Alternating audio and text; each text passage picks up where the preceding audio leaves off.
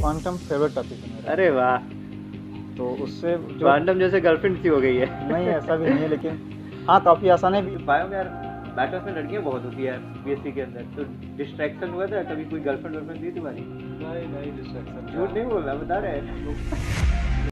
नमस्कार दोस्तों, आपका बहुत बहुत स्वागत करता हूं अपने YouTube चैनल रियलिस्टिक ज्ञान में। आज आप देख रहे होंगे मेरे साथ में दो भाई मौजूद हैं जो बीएससी में फोड़ रखे हैं।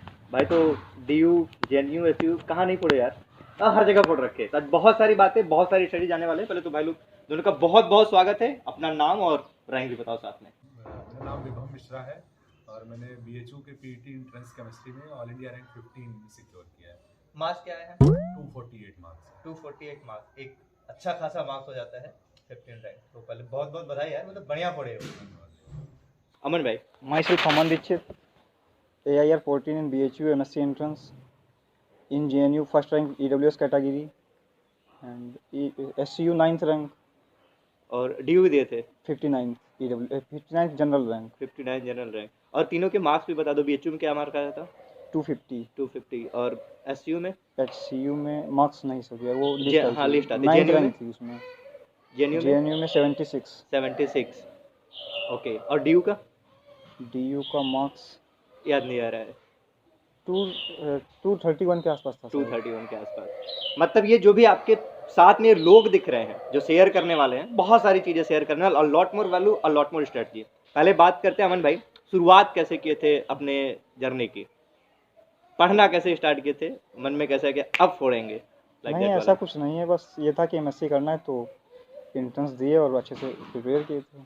अरे यार, ऐसा तो हर कोई सोचता है, कुछ कुछ तो ड्राइविंग फोर्स रहा होगा। नहीं, फैमिली प्रेशर था बस।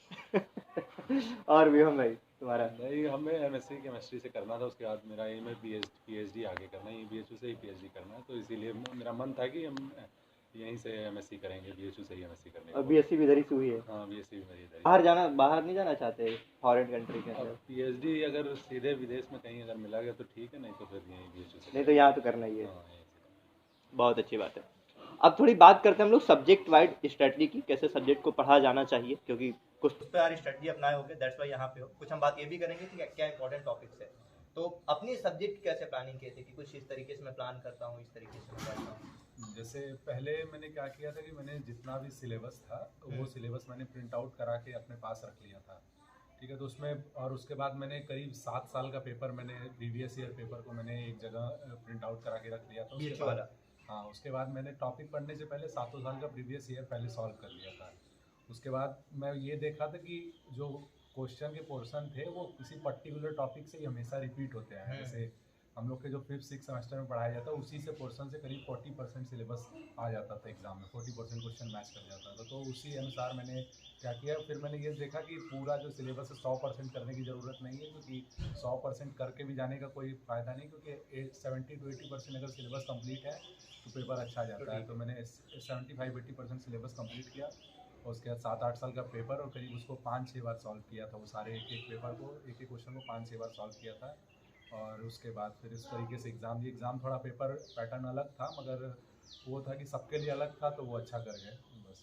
ये 5-6 बार सच में सॉल्व किए थे कि बस ऐसे ही बोल दे रहे हो? नहीं, 6 बार तो हमको जितना याद है 6 बार हम खुद किए थे, ज़्यादा ही होगा, कम नहीं होगा। 6 बार तो मिनिमम, क्योंकि मुझे ये था कि जो कुछ, क्योंकि बीएचयू में यही रहता है दिक्कत कि टाइम बहुत कम रहता है, 120 मिनट 120 क्वेश्चन। तो मैं ये सोचा कि अगर कुछ क्वेश्चन प्रीवियस ईयर से आते हैं तो उसमें मेरा टाइम वेस्ट ना हो। वो हुआ 7-8 क्वेश्चन प्रीवियस ईयर के थे, तो उसमें 7-8 सेकंड ही लगे करने में। अरे तो वो बेनिफिट हो गया। दिक्कत हो जाती है अगर नहीं करते तो। अमन भाई तुम बताओ। नहीं, तो बस यही सिलेबस देखे थे और उसको फॉलो करते थे सिलेबस को। उसके बाद प्रीवियस ईयर देखते थे कि जो पढ़ा हूँ वो आया है नहीं आया है, आया है तो मेरे से हो रहा है या नहीं हो रहा है। अगर होता तो बस कॉन्फिडेंस बढ़ता था कि हाँ अगर आएगा भी कुछ तो हो जाएगा। बस यही था मेरा। एक और भी क्वेश्चन है जो मेरे से ना कई बार को पूछा जाता है। क्वेश्चन ये कि जैसे प्रीवियस ईयर क्वेश्चन तो हम लगा ही रहे हैं, अब ये आता है कि जैसे डीयू का एग्जाम होने लगा, हैदराबाद का होने लगा, जेएनयू का होने लगा, तो होता है कि अब जेएनयू के लिए पढ़ लेते हैं, अब बीएचयू के लिए पढ़ लेते हैं, अब डीयू के लिए पढ़, उसको कैसे मैनेज किए? इसमें प्रॉब्लम तो बहुत हुई थी DU के पेपर में। हाँ। क्योंकि BHU और DU सेम डेट पे थे। हाँ। और DU गेट को फॉलो करता है, BHU अपना सिलेबस फॉलो करता है। हाँ। तो इसीलिए DU में रैंक का डिफरेंस भी है बहुत ज़्यादा, 59। हाँ। तो और बाकी कोई अंतर नहीं पड़ता है, सिलेबस आपका कंप्लीट हो तो सब हो जाएगा। मतलब फिर कौन से सिलेबस की बात, हम बीएचयू का सिलेबस फॉलो करें कि Syllabus- गेट का, कि डीयू का, कि एसयू का, जेएनयू का, कहाँ का फॉलो करें? लगभग सबका सिलेबस एक जैसा है, बस थोड़ा सा अंतर है। थोड़ा सा अंतर थोड़ा है। सा बहुत माइन्यूट अंतर है, तो उसका कोई मतलब नहीं बनता है। एक जो मिथ है आपके माइंड में, मैं क्लियर करता हूँ, जैसा कि अमन भाई भी बता रहे हैं कि देखो, आप सोचते हो कि यार बीएचयू के लिए अलग पढ़ लें, डीयू के लिए अलग पढ़ ले। भाई ये बैचलर्स की सिलेबस होती है, एक पेज पे सेम होती है, थोड़ा थोड़ा सा ही फर्क है, उतना तुम गेम खेल सकते हो। तुम्हारा यदि 80% प्रिपेयर है, जैसा कि वियम भाई भी कह रहा है, 80% ऑलमोस्ट आपका प्रिपेयर है, तब कर ले जाते हो। तो उतने लेवल पे आप लेके जाओ, बाकी जो भी एग्जाम दोगे फोड़ के आओगे, है ना? अब ये बताओ कि प्रीवियस ईयर करने का तरीका क्या था, किस तरीके से प्रीवियस ईयर कर रहे थे? जैसे वियम भाई कह रहे मैं तो रट लिया था, आप क्या कहते हैं अमन भाई, नहीं बताओ। नहीं, जो टॉपिक करते थे बस वही उसी का देख लेते थे कि उससे रिलेटेड कुछ क्वेश्चन है तो हो रहा है या नहीं हो रहा है। हाँ। अगर नहीं हो रहा है तो फिर से पढ़ लेते थे सिलेबस। अगर हो जाता था तो फिर कोई कॉन्फिडेंस आ जाता था और कि आएगा तो वो भी हो जाएगा। तुम कैसे पेपर सॉल्व किए थे वियम? जैसे कि मेरे साथ क्या था कि मैं 6-7 साल का पेपर अपने साथ रख लिया था। उसके बाद मैं पूरा एक बार क्वेश्चन सारे को सॉल्व किया। उसके बाद मैंने एक सीनियर से पूछा कि क्वेश्चन तो सॉल्व हो गया, अब इसके बाद? तो वो मुझे एक चीज़ बताया कि क्वेश्चन इस तरीके से नहीं, पूरा मतलब जो एक एक ऑप्शन है, क्योंकि बीएचयू ऑप्शन भी कभी कभी इधर उधर करता है। अच्छा। तो मैंने एक एक ऑप्शन, जैसे कोई क्वेश्चन में पूछ देता था तो उसमें चारों ऑप्शन ऐसे थे कि जिनके बारे में पता होना जरूरी था। तो मैं क्या करता था, एक ऑप्शन तो आंसर तो उसको तो अच्छे से आना चाहिए, बाकी 3 अगर उसका रीज़न मिल जाता था कि ये कहीं पे लिखा हुआ है तो उनको भी मैं उसी मतलब या ये पेज पे सही नहीं लिखते है तो चल- क्यों नहीं सही हाँ है? क्यों नहीं सही है, इसका रीज़न भी वो बेनिफिट किया, क्योंकि यार रियल इसमें आपके असर्सन रीजन Assertion reason में उस तरीके क्वेश्चन रिपीट हो गए थे जो आंसर में नहीं थे, जिनका ऑप्शन नहीं था वो असर्सन रीजन में दे दिया था, तो वो बेनिफिट किया था एग्जाम में। जैसा कि विवम बता रहे हो कि मैं सीनियर भैया से एक बात कर लिया था। एक्चुअली में हम लोग ये रोल प्ले कर रहे होते हैं अपने मेंटरशिप के थ्रू, कि जो बच्चे गाइडेंस नहीं ले पा रहे हैं, उनको ये नहीं पता कि कहाँ से पढ़ना है, कैसे पढ़ना है, कितना पढ़ना है, कौन सा नोट्स फॉलो करना है, कौन सा वीडियो देखना है, एवरी सिंगल स्टफ हम इस अपने मेंटरशिप के फॉर्मेट में आपको अवेलेबल करा रहे हैं। कहीं स्क्रीन पे डिस्प्ले हो जाएगी आपके कौन कौन से मेंटर है, कौन कौन से लोग आपको गाइड करने वाले हैं। आई विल बी पर्सन जो स्ट्रेटजिक वे में मैं बात करता हूँ, बाकी के जो अदर मेंटर होंगे उस सब्जेक्ट के ऊपर बात करने वाले हैं। बाकी इन दो भाइयों को भी यदि मैं बोलता हूँ कि यार कभी इनके डाउट ले लो, तो आपके डाउट भी ले रहे होंगे, ऐसा नहीं कि मना करना, मना तो नहीं करोगे ना अमन भाई? हाँ बिल्कुल। ले सकते हैं भाई, मतलब बहुत ही सपोर्टिव वाला नेचर है जो बीएचयू से लोग जुड़े हुए होते हैं, ये हेल्पिंग नेचर इनबिल्ड है। तो इसी का यूज करके मैंने पूरा प्रोग्राम डिजाइन किया हुआ है। इसके बारे में इन्फॉर्मेशन और सारी मैं चैनल पे डाल दूंगा, डिस्क्रिप्शन बॉक्स में मिल जाएगी। फॉर्म फिल करो, कहीं पे कांटेक्ट आ जाती है, कांटेक्ट करो, we will definitely help you. एक बात, तुम्हारा सबसे स्ट्रांग वाला पोर्शन क्या था? जैसे सबसे फील आता है ना कि यार ऑर्गेनिक तो बड़ी तगड़ी है या इनऑर्गेनिक बड़ी तगड़ी है, वो कौन सा था? वो पेपर को देख के डिसाइड करते हैं कि वो किस चीज़ को ज़्यादा पूछ रहा है, कौन से फिर टॉपिक को। तीनों का जैसे क्या, चारों एग्जाम का क्या अलग अलग है? कोऑर्डिनेशन तो आपको आना ही चाहिए, क्योंकि वो सब जगह आएगा लगभग इक्वल मार्क्स में, और 100% आना था है इनऑर्गेनिक में। और फिजिकल में जैसे काफ़ी सारे ऐसे चैप्टर्स हो गए कि केमिकल काइनेटिक्स हो गया आपका, ये और ऐसे काफ़ी सारे हैं, तो वो तो आने ही चाहिए आपके, मतलब फिजिकल हो, इनऑर्गेनिक हो, ऑर्गेनिक हो, एनालिटिकल हो, वो आपका क्लियर होना चाहिए। Does not matter. हाँ आपको वो सब्जेक्ट, coordination आनी चाहिए। हाँ मतलब वो मैटर नहीं करता है कि आपका मतलब ऑर्गेनिक वीक है या इनऑर्गेनिक वीक है, लेकिन उससे कोई मतलब नहीं है, आपको वो टॉपिक आना चाहिए बस, कभी भी आपको पूछे तो प्रिपेयर हो बस। तो मतलब सारा इक्वली प्रिपेयर कर रखे थे? नहीं नहीं, कुछ टॉपिक ऐसे भी थे छोड़े थे, क्योंकि पेपर में कोई पूरी अटेम्प्ट नहीं करता है, तो हाँ। ना पूरे आ जाते हैं, मतलब मैक्सिमम टाइम्स, तो लेकिन जो आते हैं वो कंफर्म थे। विवम एक क्वेश्चन है तुमसे, क्वेश्चन ये है कि जैसे बड़ा डर लगता है बाय वाले बच्चे को फिजिकल केमिस्ट्री से, ऐसा कुछ डर था तुम्हारे अंदर? हाँ, जैसे क्वांटम से डर था, जैसे क्वांटम, बाकी फिजिकल में क्वांटम के अलावा कोई ऐसा चैप्टर नहीं है जिससे डरने की जरूरत है। जहाँ पे डरने की जरूरत हाँ, है? बस क्वांटम ही है हमको लगता है, क्योंकि उसी में डिफरेंशिएशन इंटीग्रेशन थोड़ा आता हाँ है। हाँ। वो भी क्वांटम में मतलब एक 1D बॉक्स तक तो चीज़ें क्लियर रहती, 1D बॉक्स के बाद जैसे क्लियर चीज़ें बढ़ती कॉम्प्लेक्स होती जाती हैं। 1D बॉक्स तक तो अगर कोई बायो का भी है तो वो भी आराम से पढ़ सकता है 1D बॉक्स तक, बाकी उसके बाद की चीज़ें थोड़ी कॉम्प्लिकेटेड हो जाती, मतलब मेरे लिए तो थी। तो क्वांटम मैंने 1D बॉक्स से किया, तो उसके बाद फिर आगे स्किप कर दिया था, तो उसमें से क्वेश्चन आया भी था 1D बॉक्स के। 1D बॉक्स आया भी था? 1D बॉक्स से क्वेश्चन। अच्छा, मुझे नहीं लगता अमन की 1D बॉक्स के आगे बहुत ज्यादा इन सारे एग्जाम में पूछता है, क्या कहते हो तुम्हारा क्या कहना है? बीएचयू में हाइड्रोजन वगैरह से क्वेश्चन, हाँ, हाँ, हाइड्रोजन हाँ। वगैरह से क्वेश्चन पूछते हैं, तो वो चीज़ हमको नहीं समझ में आती, उतनी क्योंकि कठिन वो- लगती है। हाँ, वो चीज़ें मैंने स्किप कर दिया था। तुम क्या किए थे? क्वांटम फेवरेट टॉपिक है मेरा। अरे वाह, तो उससे जो क्वांटम जैसे गर्लफ्रेंड सी हो गई है। नहीं ऐसा भी नहीं है, लेकिन हाँ काफ़ी आसान है। बीएचयू तक मतलब पीजी तक, पीजी के एंट्रेंस तक नहीं आता ज़्यादा, और लगभग मुझे तो लगता है कि एटॉमिक स्ट्रक्चर वाला चैप्टर ही खत्म कर देता है पूरा। हाँ। जो भी क्वेश्चन आता है वो एटॉमिक स्ट्रक्चर अगर आप अच्छे से पढ़ लेंगे तो हो जाएगा। मोस्ट ऑफ द क्वेश्चन कर ले हाँ जाएंगे। कर ले जाएंगे, मैक्सिमम कर ले जाएंगे, एक दो छोटे और बाकी फिर तो अच्छा खासा आ जाता है 2D 3D 4 ये काफ़ी बढ़ जाता है फिर आपका। फिजिकल के कुछ इंपॉर्टेंट टॉपिक जो तुम्हें लगता है इंपॉर्टेंट है? फिजिकल के इंपॉर्टेंट टॉपिक तो ऐसे लगभग सभी से 1-2 क्वेश्चन आ जाते हैं मैक्सिमम टाइम्स। मतलब ज़्यादा जिससे आ जाता है, ज़्यादा जिससे नोटिस किए हो? नहीं ज़्यादा तो नहीं कह सकते लेकिन आसान कह सकते हैं कि कौन सा आसान बताओ, आसान कौन है, सा कम है? समय में ज़्यादा कर सकते हैं। कौन सा? काइनेटिक्स हो गया आपका हाँ। और इक्विलिब्रियम हो गया आपका। हाँ। काइनेटिक्स है, इक्विलिब्रियम है, सॉलिड स्टेट है सॉलिड स्टेट। और एटॉमिक स्ट्रक्चर है आपका। हाँ। तो ये सब काफ़ी सारे ऐसे 1-2 और भी हैं, हो जाएंगे। और तुम भी ऑर्गेनिक में बताओ कि तुम्हें क्या लगता है इंपॉर्टेंट है ऑर्गेनिक में? ऑर्गेनिक में जीओसी अच्छे से तैयार रहे, क्योंकि जीओसी धोखा दे देता है कभी कभी, तो जीओसी अच्छे से तैयार रहे और इंटरमीडिएट वगैरह अच्छे से तैयार रहे, एरोमेटिसिटी यही सब। और उधर जाके नेम रिएक्शन में कुछ कुछ स्पेसिफिक नेम रिएक्शन है, जैसे 10-12 ही बीएचयू घुमा फिरा के हर साल वही पूछता है। रट ली। हाँ, मतलब वो नेम रिएक्शन एकदम आने ही आनी चाहिए, जैसे बहुत है नेम रिएक्शन, तो बहुत 40-50 करने के लिए 12-15 है, उन्हीं से नेम रिएक्शन से पूछ लेते दो हैं। चार के नाम याद आ रहे हो अभी तो बताओ, या फिर भूल गए? तो चाबी तो फिलहाल तो शायद ही याद होगा, पेवर्स की और यही सब रिफॉर्म। पिनाकोलोन वाला भी याद है? पिनाकोलोन ये काफ़ी इंपॉर्टेंट है। जैम की काफ़ी फेवरेट पर्किन है। पर्किन है, वो 3-4 बार लगातार पूछे हुए जैम बस। वाले में? हाँ वो मतलब 4-5 बार वो आपस में ही थोड़ा बहुत चेंज कर दिए कि समझ में ना आए कि सबसे पर्किन लगी हुई है वहाँ पे, लेकिन पर्किन से ही आ जाता है। हाँ। उनकी फेवरेट है कि 4-5 10-5 रिएक्शन है वही आएंगी मैक्सिमम, वो मतलब आएगी जरूर उसमें से एक। रट रटा लो उसको, हाँ या मतलब समझ समझ लो। लो अच्छे से, क्योंकि दो रटने आइटम। से समझ में नहीं आएगा कि ये वही रिएक्शन है जो पढ़ के आए हैं। अच्छा, उसमें गेम खेलेगा तो पढ़ ही नहीं पाओगे। हाँ हाँ पकड़ नहीं पाएंगे आप। ओके। कुछ कुछ ऐसी यूनिक चीज़ें जो डेली बेसिस पे करते थे अपने आप को मैक्सिमाइज करने के लिए कि मेरा पोटेंशियल मैक्सिमाइज रहे, क्योंकि कई बार को हम पढ़ रहे होते हैं ना तो मन ही नहीं करता है, जैसे कोई कुछ बोल दिया है, घर वाले प्रेशर डाल दिया, कोई बोला तुमसे नहीं हो पाएगा तो ले डिमोटिवेट हो गए, हो गया जैम, हो गया बीएचयू, हो गया डी हमसे। तो क्या करते थे ऐसे लोगों से बचने के लिए? प्रीवियस ईयर पेपर देखते थे कि कितना मेरे से हो रहा है, अगर आने वाले पेपर में होगा या नहीं होगा। अगर होता था प्रीवियस ईयर में तो कॉन्फिडेंस आ जाता था कि आगे भी हो जाएगा। मतलब कॉन्फिडेंस लेने के लिए सोर्स पीवाईक्यू को बना रखे थे। पीवाईक्यू को बना रखे थे। बाकी ऐसे कोई निगेटिव बोलने वाले लोग मिले थे? हाँ बहुत लोग मिलते थे। तो फिर क्या बोलते थे, चुप रहते थे या फिर जवाब दे नहीं, दिए? वो रिजल्ट खुद जवाब दे रिजल्ट दिया। चिल्ला चिल्ला के बता रहा है आज। आज बता। कैसे डील करते थे तुम विवम?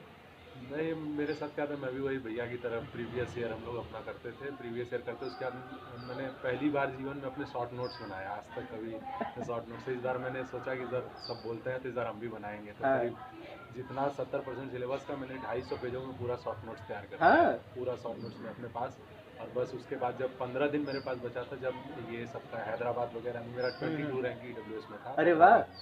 और जेएनयू में 3rd रैंक है EWS में। सही है यार। तो मैंने उसके बाद मैं ये सब एग्ज़ाम देने के बाद 15 दिन जब बचा था तो मैं शॉर्ट नोट्स और प्रीवियस ईयर यही दोनों चीज़ करता रहता। तो फिर और मेरे घर भर में कोई उतना कोई दिक्कत नहीं, हम मेरे हिसाब से हम अपने जो करें चलो जी लो अपनी जिंदगी हाँ, वाला। हम अपना हिसाब से। और मेरे दोस्त बहुत अच्छे हैं, जो हैं मेरे दोस्त बहुत अच्छे हैं।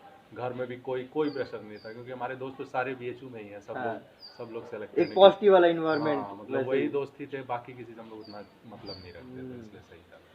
शॉर्ट नोट्स कैसे बनाए थे? क्योंकि बड़ा डाउट होता है ना कि कैसे लिखे, कैसे शॉर्ट नोट्स बनाए, वो बनाए कैसे थे? नहीं, जैसे मतलब क्या सोचे कैसे लिखना है? पूरा जैसे जितना भी कोर्स था वो बुक और ये यूट्यूब चैनल वगैरह जितने 10-15 केमिस्ट्री के चैनल चलते हैं सारे को मैंने फॉलो किया था। जितना वो लोग लेक्चर फ्री में मिल जाता तो उसको मैं एक जगह सारे लेक्चर को एक नोट्स में पूरा बनाया। उसके बाद उस नोट्स को रिवाइज करने के लिए मैं वो नोट्स रिवाइज करता था। उसके बाद जो चीज़ें मुझे लगती थी कि हाँ वो अभी भले से याद है मगर बाद में भूली जा सकती हैं, जैसे फार्मूला वगैरह बड़े बड़े फार्मूले हो गए, या कोई ऐसे पॉइंट, कोई ऐसे स्टेटमेंट, तो वो उसको मैं जैसे अगर मेरे पास 20 पेज का अगर नोट्स है तो मैं उसको 3 पेज में शॉर्ट नोट्स बना लेता था। जो ज़रूरी चीज़ें जो भूल सकते हैं, जो आती हैं वो तो हमेशा आती रहेंगी, तो उनको बना के उस तरीके से मैं करता चलता। तो करीब 250 पेजों का मेरा शॉर्ट नोट्स बना था, वो पतली वाली डायरी का 250 पेजों, वो 250 पेज साथ दिया एग्जाम में काफ़ी। अरे बहुत अच्छी बात। कभी मुझे अपने नोट्स दिखाना, पीडीएफ उसके बनाएंगे तो मेंटरशिप के जो भी बच्चे हैं उनके अंदर हम सर्कुलेट करेंगे, ये इनसाइड में हम सर्कुलेट करने वाले हैं डेफिनेटली, बिकॉज बहुत मेहनत से बनाया गया है ना। जुलाई से शुरू कर दिए थे बनाना, जुलाई अगस्त सितंबर 3 महीने बनाए थे। अमन ऐसा कुछ किए थे शॉर्ट नोट्स वाली, ऐसा कुछ चीज़, या फिर कहीं पीवाईक्यू को सॉल्व करके रखते थे, ऐसा कुछ अलग से चीज़ किए थे? नहीं, जैसे कि आप कोई भी टॉपिक पढ़ रहे हैं 2-4 बार पढ़ लीजिए। हाँ। तो आपको समझ में आ जाता है कि क्या आ सकता है या क्या आया हुआ है, क्या इंपॉर्टेंट है जो याद नहीं रह रहा है। हाँ। तो आप लिख लीजिए उसको, बाकी तो ऐसा कोई मतलब नहीं। ऐसे ही कर लेते थे। कोई अपने अंदर से जो मैसेज आ रही कि इनको, जो अभी हमें यूट्यूब पे देख रहे हैं, उनको कोई मैसेज देना कि यार तुम ये गलती मत करना, या फिर ये चीज़ तो करना ही करना? जैसे गलती का ये मतलब है कि एक समय डिसाइड कर लो कि हाँ बस अब इसके बाद से हम कुछ चीज़ें हैं उनको बंद कर देंगे, उसके बाद वो शुरू करेंगे। मतलब ये नहीं होगा कि पूरा सिस्टम इन्वॉल्व किए रहो, दोस्त भी रहें, सबसे बातचीत भी करते रहो, उसके बाद तैयारी, क्योंकि है थोड़ा मेहनत लगता है, बहुत मेहनत नहीं लेकिन मगर थोड़ा मेहनत, मगर वो थोड़ा मेहनत ही बहुत से बच्चे एग्ज़ाम देते हैं, 10,000 लोग बैठते हैं मगर होते हाँ, बहुत कम लोग हैं, तो बहुत वो 9.5 जो होते हैं वो थोड़ा बहुत भी नहीं करते हैं। तो वही थोड़ा बहुत करना है कि जैसे कम से कम 4 महीना मिनिमम रख लो अपने पास कि हाँ 4 महीना तो मिनिमम लगेगा, और रोज़ 6 घंटे अगर कोई देता है 4 महीने तो आराम से सिलेक्शन लेके जा सकता है। अगर वो 4 महीने से कम अगर कोई सोच के चल रहा है तो वो बहुत मुश्किल है, नहीं हो सकता। 4 महीना तो मिनिमम लगेगा, क्योंकि मुझे 4 महीना लगा था, मैंने 4 महीने तैयारी की, तो मैं बता सकता हूँ कि हाँ 4 महीने तो मिनिमम लगेंगे। कुछ लोग थोड़ा होता है तो वो अपने हिसाब से, मतलब जिसकी जितनी कैपेसिटी है उसने हिसाब से अपना टाइम मैनेज कर ले कि हाँ हमको 6 महीने में करना है, तो 6 महीने में अब डिसाइड कर ले कि हाँ 6 घंटे हमको पढ़ने हैं, बस उस 6 घंटे में बस पढ़ना है। 6 घंटे के बाद आप कुछ भी करिए उससे मैटर नहीं करता, 6 घंटे अगर डिसाइड है